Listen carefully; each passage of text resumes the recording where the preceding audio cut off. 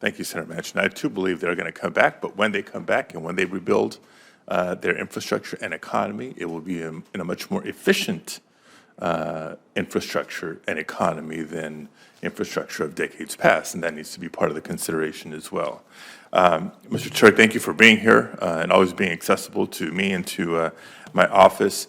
I appreciate the prior questions on U.S. energy leadership and its impact on our allies, our ability to help our allies and meet our obligations, and even more appreciate your responses to those questions. I think a couple of things I just want to add for the record, a couple of data points. The United States is the global leader of LNG exports today, with 14 billion cubic feet per day in current operating capacity, and I think even more important to underscore here, 48 billion cubic feet per day in total authorizations already approved by the Department of Energy. So that's over 3 times our current operating capacity.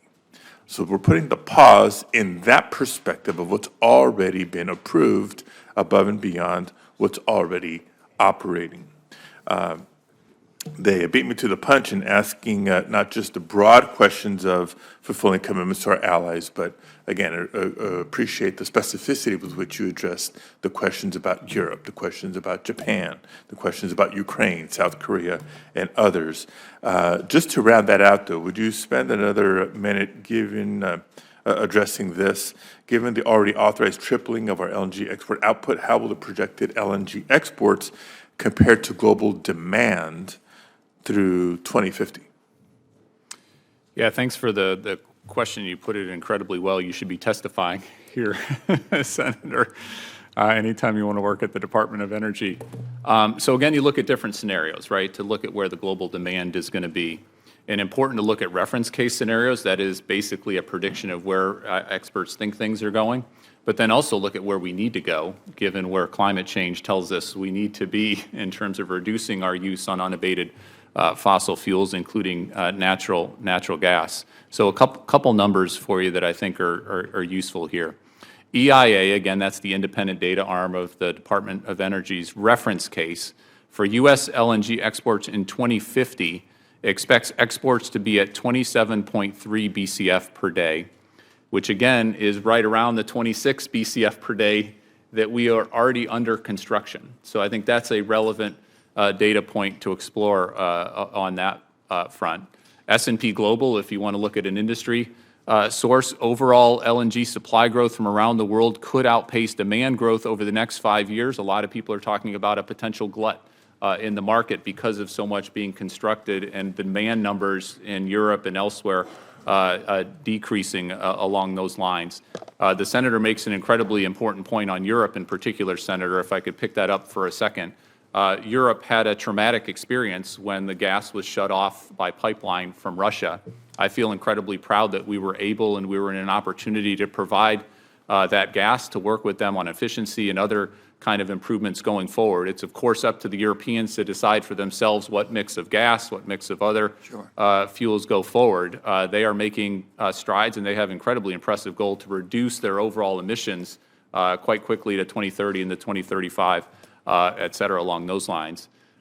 Senator, just to round out the question, if you look at actual climate scenarios in terms of what's necessary, if we're going to be on the right path to get to where science tells us we need to get to, again, the IEA, International Energy Agency scenario says we need 75% less LNG by 2050 if we're actually going to be on the pathway we need to avoid the worst consequences of climate change. So maybe too many numbers, but I know you're a numbers guy, so throw them out there for you. No, absolutely. And again, a reminder to my colleagues on the committee and staff and everybody who's concerned here, we track volume, supply, demand, but must keep into consideration conservation and efficiencies and that impact on demand while we continue to grow our economy and meet the needs of a growing population. I also want to course correct a little bit some of the comments that were made by some of my colleagues earlier. And I got to say how embarrassing and insulting it is to suggest that this is an administration that is making decisions based on TikTok influencers. I mean, it's the prior administration that denied science and prided itself in deleting data and research that, is important and is conducted by professionals in a number of federal departments and agencies. This administration, and I know the Department of Energy, among others, works hard to ensure that decisions are made based in science and fact, and that we're holding ourselves to that important standard. And I hope the committee just sort of continues to come back to that. And in that spirit, Mr. Turk, how will the Department of Energy leverage the national labs as resources in the effort to better understand the climate impacts of LNG exports? I mean, you made broad reference to it earlier, but can you spend some time elaborating on that? Yeah, happy to do so. And just for the record, I don't have a TikTok account, so I'm not sure what all the TikTok Neither do I, right? discussion is all about. I got to be perfectly honest with you.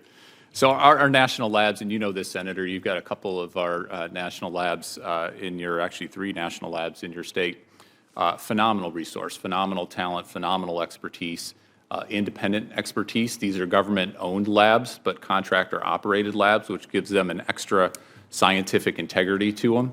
That's who we turn to when we do analysis like this. And some of the best analysts, economic analysts, life cycle analysts in the world are in our national labs. And so we are working with them. We've been working with them. We said, take a step back. Let's look at this. Let's look at the models that you have. Let's use other tools to make sure we're incorporating and looking at the economic consequences, national security consequences, environmental and climate change consequences. One thing we're asking for additional information on is the health impacts for frontline communities as well. That is an important consideration. All of this goes into our public interest determination. That is what Congress has given us when we do these case-by-case application reviews and analysis. And again, this will all be put out publicly for public comment. Everyone can comment on it.